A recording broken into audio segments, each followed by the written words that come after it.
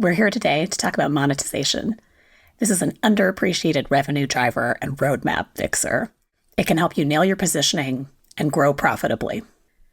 Companies find problems that they want to solve. And as a result, we build lots of features or services. We prioritize the ones that we believe to be the most valuable based on our discovery process or our original motivation for solving the problem. And we tend to default to assuming that more features, services, offerings necessarily means more value. Customers, on the other hand, tend to be overwhelmed by feature factories or a preponderance of capabilities. Even when they see features that they like, they see the value of those features or that capability from the perspective of their own context. They have different takes on what matters most to them than what we do as builders, especially when they reflect on how much they're willing to pay. Customers prioritize a purchase against all the problems in their lives or their business. They think about competitive alternatives, they think about their budgets, they think about other priorities that they have, and then they make choices. At the end of the day, customers define value, not us. So no matter how much we try to sell value, if it doesn't align with buyers, it's pretty tough to get around that challenge. And this might be hard for some firms or some builders to accept.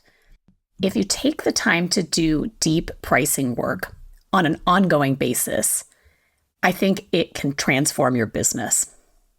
Monetization is the process of translating value into revenue. Pricing is more than setting price points. It's about value discovery. Instead of just analyzing old contracts or running A/B tests or just trying to match competitors or deploying AI software, you really want to understand which segments get the most value from your work. Once we know that, we can more effectively bundle and price offerings for those customer segments instead of diluting our efforts across an undistinguished pool of buyers. And if you are selling widely, you're probably leaving value on the table. Pricing and packaging has several benefits worth considering. One is packaging. I think we talk a lot about price points or about raising prices, but I don't think we often give really serious thought to how best to package or bundle our offers. If we start doing deeper thinking and work, we're able to deliver better offers that really resonate for our top segment.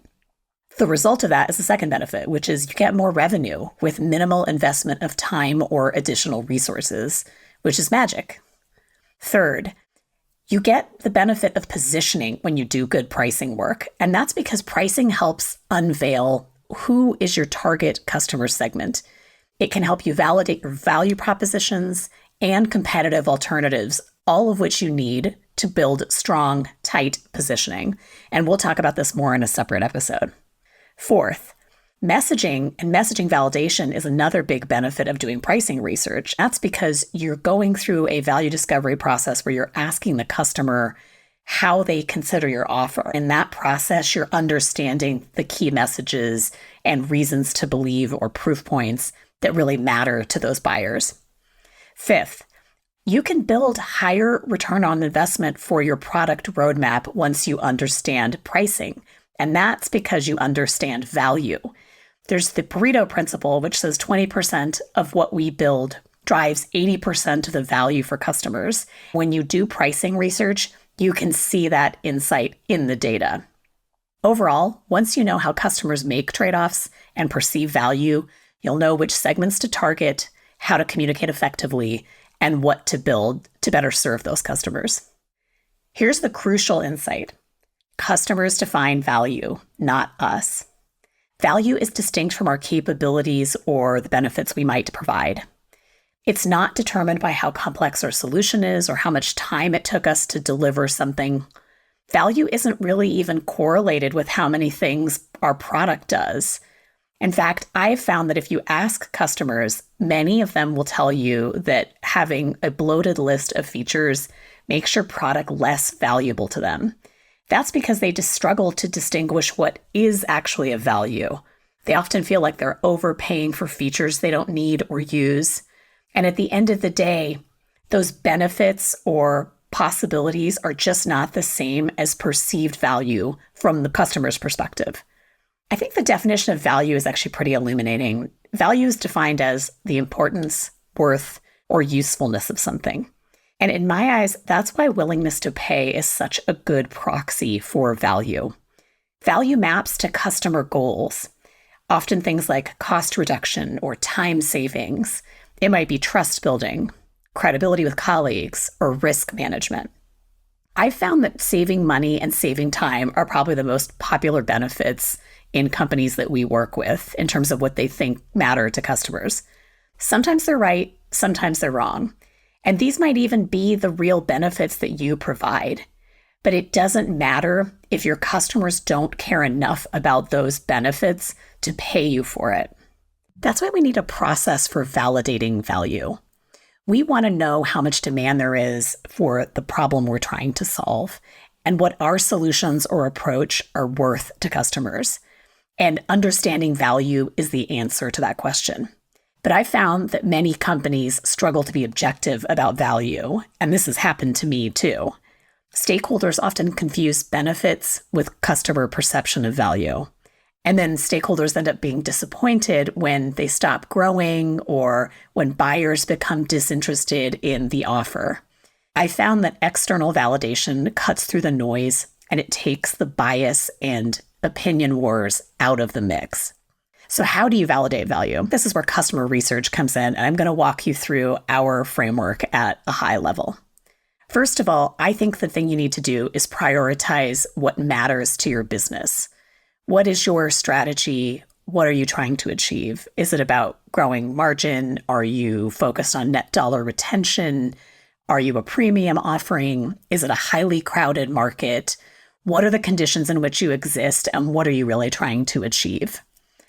Second, I think you need to build a hypothesis based on your internal insights. I would include data from your finance team. I would interview your sales and marketing team. I think it's important to look back at old contracts and in general get a sense of what you think is happening. What I think you need to keep in mind, though, at this stage is this is part of the hypothesis, but it is also limited in terms of its visibility. That's because as you're trying to go forward, just relying on your contracts or your historical data usually isn't enough to really understand what value is right now to your customers. So the third step in our process is gathering customer insights through qualitative means. This is deep customer interviews. What we're trying to do in this process is understand how customers actually perceive value. How are they making trade-offs? What do they not value or care about that we might be offering? This is usually really insightful to get a sense of what they aren't willing to pay for. And again, it can be surprising and if not shocking to companies to see this data. The fourth step is to validate those insights and our hypothesis at scale. I'm a big fan of market research. I know that some are not, but I think quantitative research is just invaluable. And even in B2B markets, I have found that there is enough sample to get you far closer to a profitable solution than if you choose to do no market research. So I highly, highly recommend exploring this option. What you're trying to do in this stage is to validate and quantify the qualitative insights. You're also trying to see if your hypothesis was right or wrong in terms of what you thought the value was. When I've done this research, our hypotheses tend to be wrong. There's usually something really interesting and insightful that customers tell us. And that's why I think this is an invaluable step. If we chose to just stop at qualitative insights, we might over-index on answers that confirm our hypotheses or maybe some unspoken bias that we have. Once you get to a statistically significant sample set, you have a more credible view of what your marketing and sales teams and product team are going to face when they try to sell your product to the wider market. The fifth part of our framework is building a playbook that product, marketing, sales can all use. This involves launching the new pricing and packaging because you'll be able to make insights about what the bundle should look like through this process. It's also making updates to our contracts to make sure that we're rewarding sales teams for reducing discounting and making sure everyone stays on track with pricing. It's also going deeper too. It's allowing us to use the new positioning that has come out of this research. We'll talk about that more deeply in another episode, but you will get positioning and targeting insights, and you should absolutely bring those into your go-to-market strategy. And then the last piece of the playbook is it's going to validate and give you new insights for your product roadmap, which might be surprising to people. Here's the thing. Once you've gone through a value discovery process like this, you're going to have a much clearer sense of whether or not you should be building the features that you were building, or are there new segments, or is there something that your segment cares so much about that was surprising to you? I've seen that happen before, and it can be really exciting if you're open to that process. And if you look at value discovery as a journey, if you look at pricing as a journey. One other thing I would just keep in mind too is that some of what I'm talking about in terms of this framework may be trickier in a really small market or a brand new market. I think that's fine, and I think that research still pays off. I also think it's really important to go beyond traditional user research or product discovery research, which I find to be really focused on what we are building or doing or trying to solve. I find that teams sometimes miss the bigger picture of value discovery and prioritization from the point of view of the customer. So if you go too deep on a single problem, what I think can happen is you might get valuable insights about the problem, but you're missing the larger conversation about trade-offs, and you're not getting a sense of, is this like a top 3 problem for my customer in the span of things that they care about in their life or in their work? Or is this like the 73rd thing, meaning it's important, but it's still pretty far down the line, and there are a lot of other problems they would try to solve if that was up to them. I think it's helpful to get to those insights. The research process is still super useful. I really can't recommend it highly enough. I think you always learn something. If you're just getting into monetization, here's a few things that you should keep in mind. First, it's absolutely better for your business to focus on high ROI customers versus trying to serve everyone. I cannot say this enough. And I think it's really hard for companies, especially when they're small or early stage, to understand this. But you dilute your resources, the effectiveness of your messaging, and the amount of value you can deliver if you try to serve absolutely everyone. So narrowing down to a tight targeting segment as part of your positioning is absolutely critical. And if you do pricing work, you're going to see that in the data. Second, how you charge, which is the value metric, is more important than what you charge. That's the pricing metric. You want to align your value metric with what customers actually care the most about. Slack charges for number of users, not messages sent. Because if they charged for the number of messages you sent, that would be counterproductive, and they would be undercutting a very successful business model. Instead, Slack is about network effects. So it's to their benefit as well as that of their customers to get more employees in a business using Slack. If customers don't need to use your product a lot to get value from it, don't charge them for utilization. Find a different metric. You want to find a metric that aligns with how customers perceive your value. Third, don't assume that your competitors have done this work. You can actually use pricing to differentiate yourself in a crowded market if you're the one who figures out what your customers value. I promise it'll be a huge unlock. And at a minimum, you want to keep your strategic goals in mind. For example, if you're in a really crowded market and you're fighting for market share, I think matching prices is a miss. And I've seen that happen. I think the opportunity in that example was for the company to focus on a demand maximizing price, but for business reasons, they chose to go with a revenue maximizing price. Again, it's a choice, but depending on what your competitive objectives are, you might want to evaluate what's really going to serve your business strategy. Fourth, build better bundles for your best segment. A lot of B's in that sentence, but we test long lists of features when we do this research, and it is always eye-opening. Understanding what customers value, and then even more importantly, what they won't pay for and don't value, is the crucial insight. It helps you avoid bloat in your product. I think firms sometimes feel like they need to load up a product, and the more features that they have connotes more value to customers. But the opposite is true. And if you interview your customers or do this market research at scale, you will absolutely see that. The thing is that it's really hard for customers to understand your value when you have 100 things in the product. It's just not possible that they're going to be able to use all of that. Now, there may be different segments of customers using your product, but likely they have different features that correspond to the value that they receive. And again, that's what you're trying to discover. Fifth, some customer segments are worth more than others. That's how you build great packages and bundles. You want to actually treat your segments differently. And it's another reason why you can't accomplish the same goal if you're just working with personas or an ICP or like a wish list. This is something you're going to really see in the data. And again, you want to not only understand what each one of those segments cares about, you want to look at the value differential between the segments because that's going to be helpful. You might find that segment A is more profitable for your business, so you want to package an offer for them, and maybe segment B could use a lighter weight version of your product, so you can put together a different package for them. I think people sometimes don't necessarily think about the fact that you could have one segment and you might come up with a tiered offering so that you have different choices for them. And that might make sense if you've got an offering and you're using a land and expand strategy.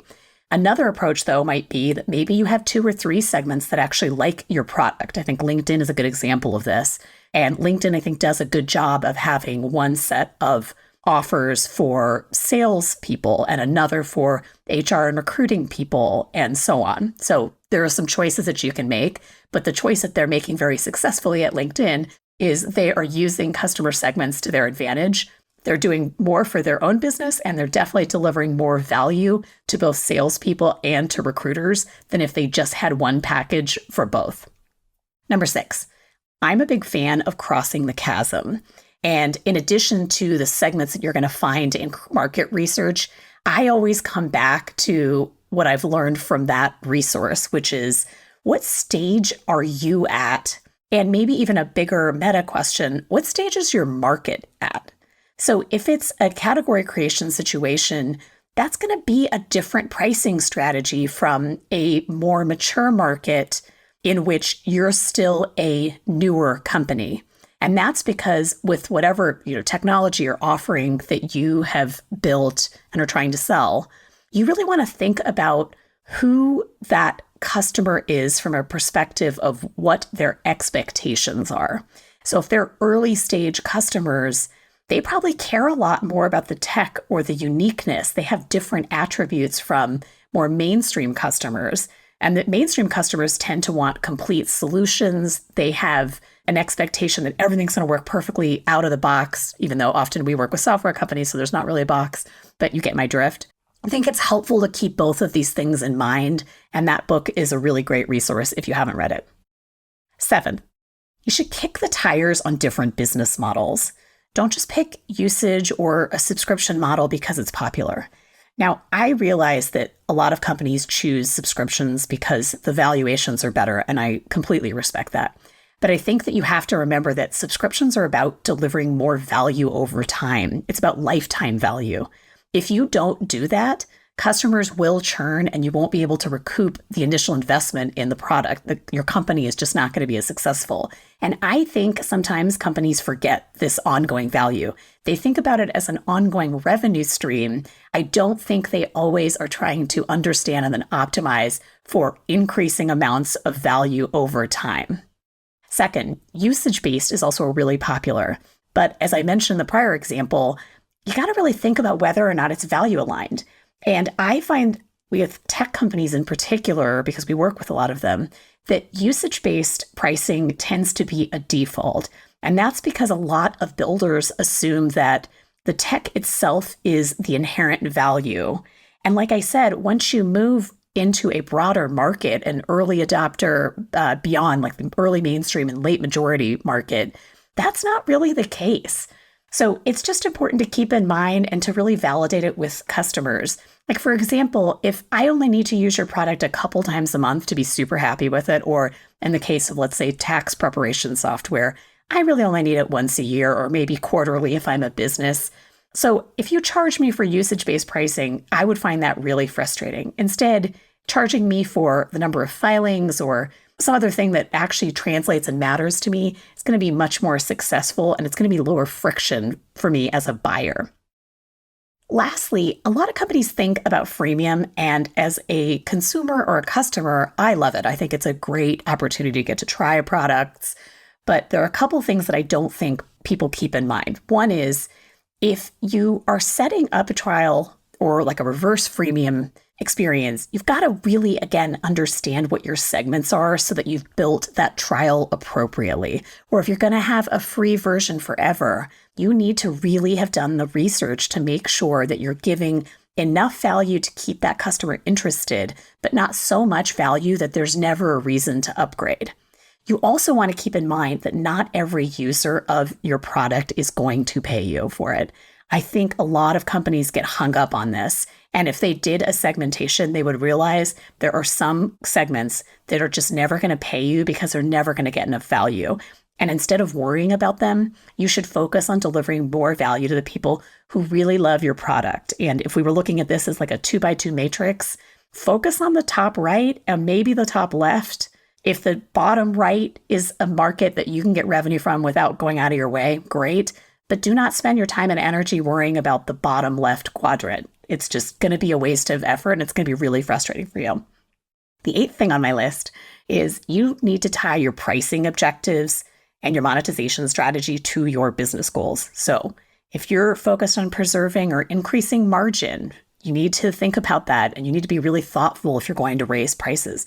You can raise prices with some customers, but you can't with everyone. And it is really worth your time and effort and very low investment relative to the amount of money you can make if you do this work ahead of time instead of trying to raise prices and being disappointed by how customers react to it. Secondly, net dollar retention is a really popular KPI right now, given that the market has been pretty uneven. And if that is a goal that you are now prioritizing, you got to make sure that the packages that you're designing are oriented around retention and that they're designed to help you either grow the accounts, best case, or at least maintain accounts over time. And that's another thing that I don't think people think far enough ahead in designing packages. And so it's something that I would really encourage you to study. So the last thing I just wanted to talk about is a little bit of a timing question, and that is, when should you do pricing work? I think you should start as soon as you can. I've just spent a lot of time kind of talking through all the different benefits you can get, but you can use pricing research as a very high return on investment, both for your revenue today, your future revenue, your positioning, the efficacy of your go-to-market, and building a better product. So if you haven't thought about it, I would really encourage you to do it. I can guarantee that you will find some helpful insights from this process. If you're trying to cross the chasm, just keep in mind that the expectations for those new customers are going to be different from the customers you've had today. And again, having those insights in a really systematic way at scale is very helpful. I think it's also helpful to keep in mind that if you are trying to launch something and you've already built it, this is not ideal. But at the same time, if you've built something, you should try to at least build optimal packages around that offer. You want to do that as soon as you can. The ideal case would be that you're getting this data, factoring it into the roadmap, and then building products and services from that. But if you've already invested the resources and this wasn't really something you had thought about, I think it's still worth putting resources into packaging because that's going to be so much better for you than just making it up as you go. Another inflection point that comes up pretty often is if you're trying to add a PLG strategy to something you've built, and PLG stands for product-led growth, or if you're adding sales to a product-led growth business model as you try to go upmarket, these are major inflection points. And I would absolutely do this research at a time when I was thinking about it so that I could figure out what the packages and bundles would look like. And also it would probably illuminate potentially some vulnerabilities or gaps in the roadmap, or it might even help us prioritize things a little differently. So those are some of the insights. Hopefully you can tell that I really love monetization and pricing. I think that while pricing experiments are helpful on an ongoing basis, the deep work that we've just talked through, that's what really gives you the playbook for your product, for your marketing and sales. And I think that once you get to the intersection of where value meets demand, there's just huge rewards and benefits both to your business and to the customers that you serve. Thanks for listening. If you liked what you heard, please leave us a review. We're a new podcast, so it really helps listeners find us. If you'd like more information on today's episode, check out the show notes or send us a message.